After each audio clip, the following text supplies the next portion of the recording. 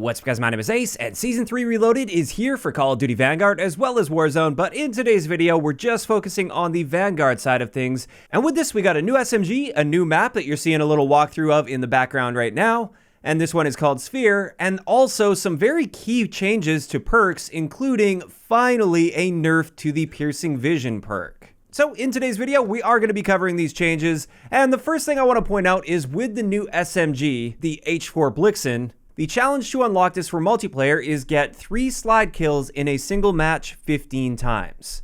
Now, if this is something that you're struggling with, I would recommend going into a small map playlist and using either the combat shotgun or the Einhorn revolving shotgun, since these do have a nice one-shot kill range. And the reason behind this is it's just nice to be able to get that instant one-shot kill, so you make sure that it happens while you're actually sliding, rather than if you're using a full auto, sometimes by the time that last bullet that's required to get the kill goes off, your slide is already completed, and it's just a little bit less consistent there. In either case, that's the unlock requirement for Vanguard, and I do have the testing well underway at this point. The gun guide should be coming out tomorrow with all the details as well as some excellent attachment combinations to be using, but so far, my initial impressions, it seems to be a nice improvement over the Owen gun. I'm already enjoying this more than the Owen gun. That is the closest comparable gun in the game right now, but of course, I will have more fully fleshed out opinions once we have the gun guide tomorrow. And with that, now let's move into the perk changes that we saw. And the first thing I wanted to point out is they've actually restructured some of the perks and moved them around to different tiers.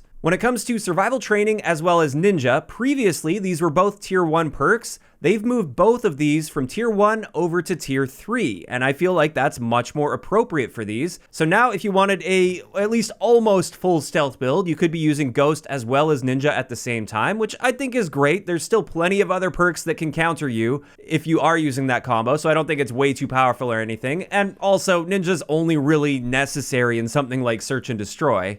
And another thing is, I like the fact that you can make yourself a more objective monster by combining survival training with EOD. So not only can you survive explosives, you can also have increased resistance to things like stun grenades. So those are the first 2 perks that moved, but more importantly, the Overkill perk used to be in tier 3. They've now moved that into tier 1, which is the most competitive tier of perks. And this is exactly where Overkill should be, in my opinion. I've actually been saying this since, I think, November or December when the game came out.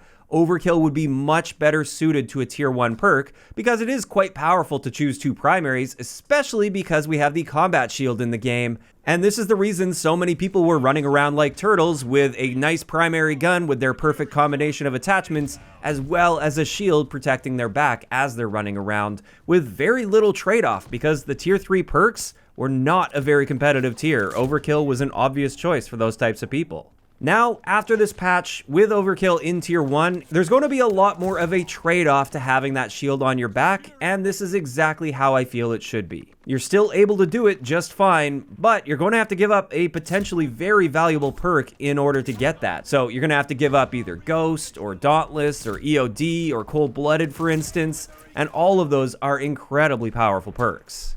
So that's all of the restructuring of the perks that they've done in this game, and overall my thoughts on this are it's a nice improvement. I'm glad to see this finally being done. I really wish this could have been done way earlier on. I feel like this was a fairly obvious change to be making, especially moving Overkill to tier 1. So part of me is a bit bummed out that it took them this long to make a change like that, because it couldn't have been that difficult to swap that tier over, I don't think. But at the end of the day, this is still a positive change, and I'd say it's better late than never.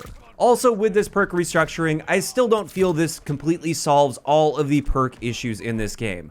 I still feel like there are far too many awareness-style perks in tier 2, and no matter which one of these perks you choose to counter, you can only really counter 1 or maybe 2 of them at any given time with other perks, and therefore you're always going to be vulnerable to at least like 4 or 5 of these awareness-style perks that magically let enemies know where you are. So while I do feel like these are positive changes, it's still not quite perfect in my eyes. I still feel like there's a lot of room for improvement. However, at this stage in the game, I wouldn't really be expecting any other significant perk changes.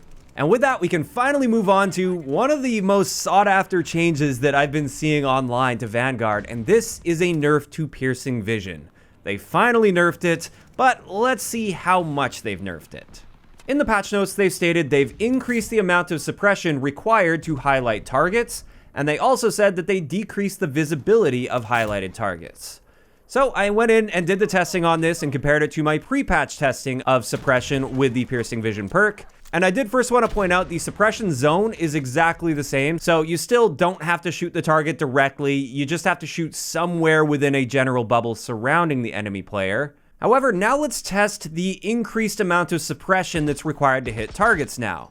And the best way to describe this is pre-patch at this range with an MG42, Piercing Vision would activate after just 2 bullets fired with an MG42. If you fired just 1 bullet, it wouldn't activate for you, that wasn't enough, but 2 bullets fired would show that enemy player through walls.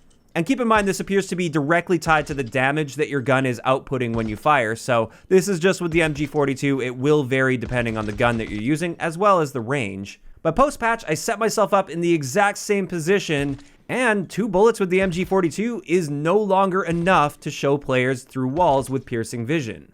Instead, you need to fire at least 3 bullets for that to activate, and it's also worth noting that this wall hack sort of ability is fading away way faster post-patch compared to pre-patch.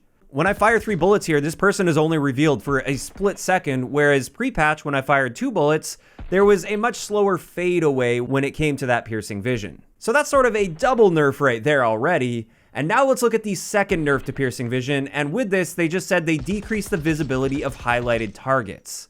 And the best thing we can do here is just look at a side-by-side. This was after firing my MG42 full auto next to the target, and this is as bright as the target would appear through walls. And this is quite a noticeable difference in brightness. On the left, that target is much more bright through that barrel compared to the right side's actually quite faded.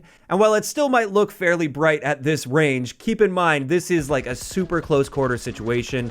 At longer ranges, it's going to be much more difficult to pick people out when shooting through walls. And I do think this was a nice nerf to Piercing Vision as well. But with that, that covers it for the Piercing Vision nerf, and when it comes to my opinion on this, I'm glad to see some form of a nerf to Piercing Vision, and it is a noticeable nerf. At the same time though, I still disagree with having a perk like this on a fundamental level. At the very least, I think you should be required to actually hit the target through a surface in order to light them up through a wall, not shoot somewhere near them and still have them lit up through a wall. And I really feel like that's the only way where I would be accepting of a perk like this. Even in that case, I still wouldn't like a perk like that, but I could at least live with it because that player had to actually shoot you through a wall and get a hit marker on you. But finally, for changes in the patch from yesterday, there were a few other minor things that really don't affect a whole lot, but I wanted to point it out anyway. With the trophy system, melee attacks are now going to work properly to deal damage to a trophy system, and it looks like it takes 2 hits with the butt of your gun to destroy one.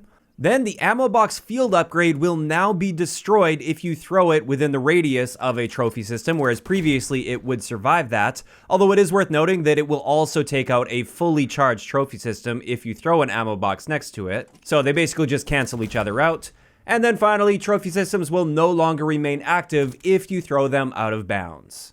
Additionally, when it comes to the stun grenade, they've decreased its explosive damage from 25 all the way down to 5 now. Which I actually find it very strange that it lasted this long, dealing 25 damage just for getting a hit marker with a stun grenade. Traditionally in Call of Duty, it's actually 1 damage for a hit. And then with the S-Mine, they've decreased the explosive damage in hardcore game modes from 50 down to 10. So this is no longer immediately lethal if somebody sets it off in hardcore modes, and I think that's good news as well for those hardcore players out there. Now finally, one last thing that I've noticed is it looks like weapon inspects are back, at least for a lot of the guns in the game, but still not every single one of them. They were added a couple months ago, and then for some reason weapon inspects just disappeared, and now they're back in some capacity, but not completely, so yeah, I just wanted to point that one out. And with that, that's going to wrap it up for today's video on the Season 3 Reloaded update for Call of Duty Vanguard. And this is where I want to hear from you guys in the comment section down below. What do you guys think of the changes that they made with this Season 3 update to Vanguard's multiplayer? Do you like the restructuring of the perks that we saw? And what do you think of the nerf to Piercing Vision? Do you feel like that was enough? Or would you like to see it nerfed even more? Just let me know all of those thoughts down below. If you enjoyed the video, a like rating is always appreciated. And don't forget to subscribe for more if you haven't already. I'll talk to you guys next time.